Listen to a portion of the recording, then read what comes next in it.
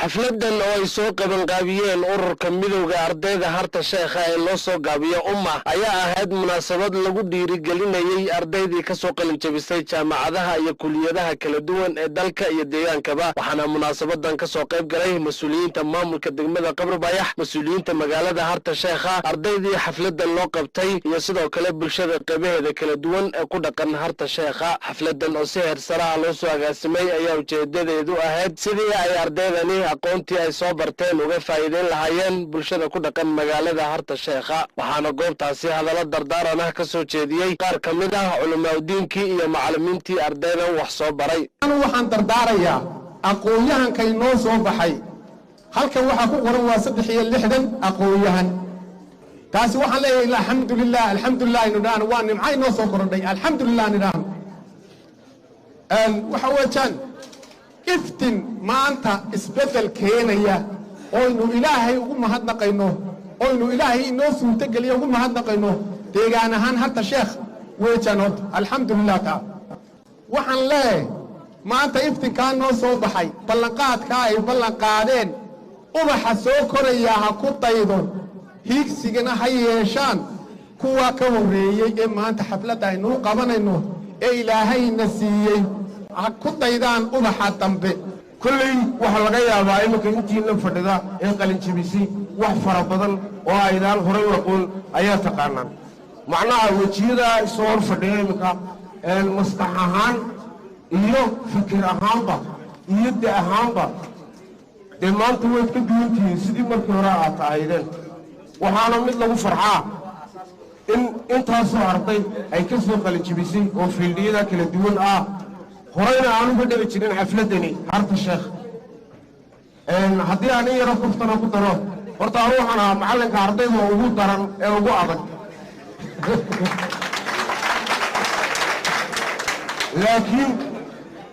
waxa adaygaygaasi u ahaa inuu arday kastaa iskii u shaqaysto oo wax barto oo ku soo baxo aqoontiisa ilaa iminkana fikirkaas ayaan aaminsanahay dhinaca kale gabayo iyo maansooyin ka turjumaya faa'iidada waxbarashada ayaa halkaasi lagu soo bandhigay iyadoona abaalmarino kala duwan la guddoonsiiyey xubnihii soo agaasimay xafladan waxaana gebagabadii munaasabadan aanu wax ka weydiinay ujeeddada loo qabtay xafladan guddoomiye ku-xigeenka degmada Qabribayax mudane Cismaan Maxamed iyo sidoo kale duqa magaalada harta sheekha mudane Barre Qorane hadalladoodiina waxaa ka mid ah sidan ardaydan qalin jabisay ee 63 arday ah ee ka soo qalin jabisay jaamacadaha dalkana waxaan ka mid ahay macallimiintii u horeysay ee u bilowday baa'iyo taayija haddii aan u soo noqdo xafladan maanta la qabtay xafladdu kow waa dhiirigelin weeye horta marka waxay dhiirigelin u tahay way ku deesho u tahay carruurta iyo jiilalka soo koriya mar labaad waxay farxad u tahay magaaladan iyo dugsiga lafteeda iyo macallimiintii inay arkaan carruurtii reer sheekha ee mataqaana sanad ka hor dugsiga hoose baraysay dugsiga dhexe oo maanta intii soo qalin jabiyeen doctor ah oo injineer ah oo mataqaanaa mathematics oo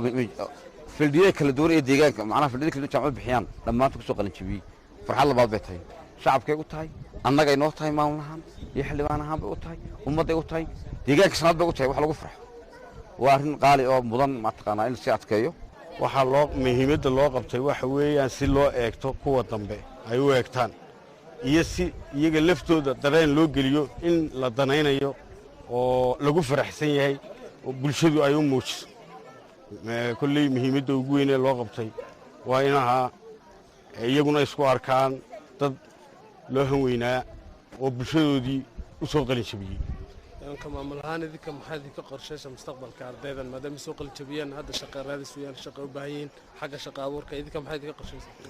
shaqo abuurka kulley waxaa nooga qorshaysan inaanu wixii aanu shaqo gelin karno aanu shaqo gelinno waxa weeyaan kulley xisbigu qorshuu leeyahay qorshuu diyaariyey arday baa sanad walba soo qalin jabisa ardaydaas soo qalin jabisa nidaam bay ku shaqo tagtaa nin walba xirfadiisa horta waa arday deegaanka u baahan yahay ardaydaa deegaanka u baahan yahay nin walba xirfadiisa ugu shaqaynay waxa wax loo barayay waa baahi bay ahayd baahidii wax loo barayay haddana way taagantahay taa